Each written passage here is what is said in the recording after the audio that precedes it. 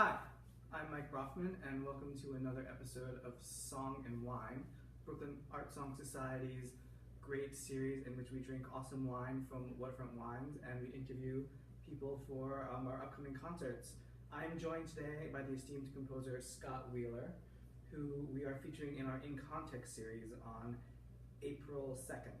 So, without further ado, we are also joined by this 2012 Barbaresco, brought to you by Waterfront Wines. Waterfront Wines is on 360 Furman Street in Brooklyn Heights. They provide the wine for us.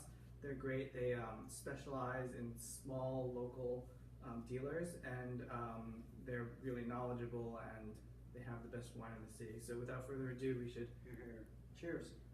take a taste. Barbaresco. Excellent. It's really good. So what do you look for in a text, and would you say that there's some sort of common thread in all the texts that you find yourself drawn to? So I like to have a poem that the audience can see what's going on, and the singer knows what they want to be conveying. I am a person in a place where I have something that I need to tell this audience. Mm-hmm. It has to be something kind of important to say, such as, I don't love you anymore, which Wasting the Night starts with. Yeah. But they're all things that are pretty quick to understand, actually, when you're listening to it in the audience. So that's what's important there. Yeah. More one. I think that also, I mean, you kind of hit on something that I've sort of emphasized in other episodes of this, that I feel like there's two things, if you draw like a sort of Venn diagram. There's good poetry, and then there's good poetry to set to music. Mm-hmm. And sometimes good poetry is very bad poetry to set to music. Absolutely. And sometimes kind of bad poetry is very good poetry to set to music for whatever reason. I think There are a number of many rock lyrics that people love, and I often ask my students when they're songwriters, would you prefer this lyric if you absolutely understood what it meant? Would it be better for you? Would it make it a better song? Would you like to rewrite that song with a lyric which you actually understood? And they never say yes. You're trying to activate two parts of the brain that don't necessarily talk to each other. And what really interests me is a text that allows them to try to talk to each other and doesn't overwhelm either side of the brain. I don't want so much music going on. I don't want a Beethoven string quartet going on while I'm singing a song, because then there's no room to listen to the music, because there's too much complexity and interest in the Beethoven quartet or the Bach fugue or whatever. And I don't want quite, or even in the melody, I don't want necessarily quite so much going on. I don't want quite so much going on in the text either, that I can't listen to any music. Yeah, and I think that's why, all the great songwriters from Schubert even into Poulenc and, even, I think there's an emphasis on sort of eloquent simplicity. Yeah. And I think often the greatest songs are the simplest, for that very reason, that you have to understand the text and the music simultaneously. Now that you've picked your text, Yeah. and you have that, what's your process for, where do you start in your compositional process? The most successful moments that we remember in songs are where the music and the text seem to be melded together inevitably, and you can't think of one without the other. And we all have millions of songs that we feel that way about.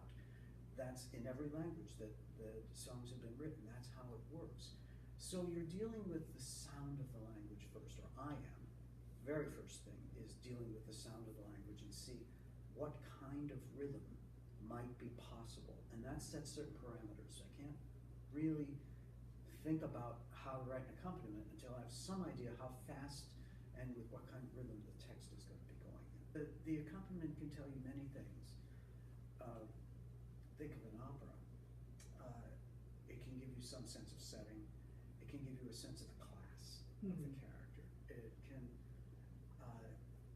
We don't have a lighting designer in an art song program, but the music can do that. The music can certainly tell us that the lights just came down a tad, or brightened a little bit. All those good things that you might want to happen on the stage, you try to kind of imagine how the music might do do that, and then you start writing and see if any of it's any good. You have to find this perfect balance between making something be idiomatic and sort of not unlike how you would speak it, Right. but also if you do that, you don't want it to be just spoken. There's a reason why it's sung. It has to have a sort of memorable melodic contour. Yes. And squaring that circle, I find, is what separates the wheat from the chaff in art song composers, in my mind. Sure. When you think of like this is a composer who can write a damn good song, Yeah. who is on that list? I come from Thompson and Sondheim, Mhm. primarily. Other than that, the whole Broadway tradition and what they call the Great American Songbook is sort of my background. I knew that before I ever knew a song by Prolong. The fact that it's commercial keeps them honest. Mm-hmm. They can't mess around and do something that doesn't make any sense. If they do, they'll lose their audience. It makes the classical people would say, oh, it restricts them. They're not able to do quite as many fancy musical things. And I say, yeah, but they can do quite a number of fancy musical things, actually. Look at it. They did quite a number of them. What they did is they kept their feet on the ground and they made sure that the audience could understand the joke, could understand what was going on, and didn't go on forever for no reason. Deep respect for the German lieder tradition, the French lieder tradition, of course, and knowledge of it, but really comes from this American pop song tradition. At his best, Bob Dylan is a terrific songwriter. That's just almost poetry recitation, for instance. And I've always thought my sort of attitude towards the pop and classical divide is, to me, I think too often that becomes a quality divide in some people's minds of there's sophisticated classical music and unsophisticated commercial pop music. But to me, it's just an idiom divide. It's just what are the tools you're using, and to me, I think that the best Beatles songs are the best, even like the great Bruce Springsteen songs, like Thunder Road and Born to Run. I think those are way more sophisticated than the most sophisticated Rossini aria ever written. In my mind, there's more nuance and there's more musical subtlety in that. And why is Bruce Springsteen pop and Rossini or Bellini or Donizetti, who have much more simple musical ideas, classical? And I think it's less a quality thing. It's just an idiom thing. It's just they have a symphony orchestra backing up, and Bruce Springsteen going even farther than I did. I'm glad to hear it. I'm delighted to hear that. I wouldn't dare say such things quite, but I think you're right. Mm-hmm. I do actually agree. But you should definitely come check out In Context Scott Wheeler. The performers are myself, Miura Sugiyama, and Jocelyn Dweck on piano, Brandon Snook, tenor, Kate Maroney is mezzo. I'm doing this all in order, that's okay. Elizabeth Marshall, soprano, and our baritone, whose name I'm spacing on right now, is Stephen Eddy. There we go. This is what happens when you interview over a glass of wine.